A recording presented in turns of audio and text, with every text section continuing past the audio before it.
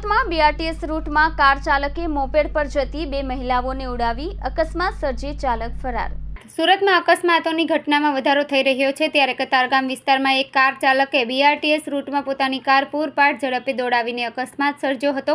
BRTS રૂટમાં moped પર જતી બે મહિલાઓને કાર ચાલકે પાછળથી અડફેટે લઈને ઉડાવ્યા હતા, જેથી બંને મહિલાઓ રસ્તા પર જ પટકાઈ હતી। જોકે માનવતાને નેવે મૂકીને કાર ચલાવતો હોય તેમ ચાલક અકસ્માત બાદ ઈજાગ્રસ્તને હોસ્પિટલ લઈ જવાની જગ્યાએ નાસી ગયો હતો।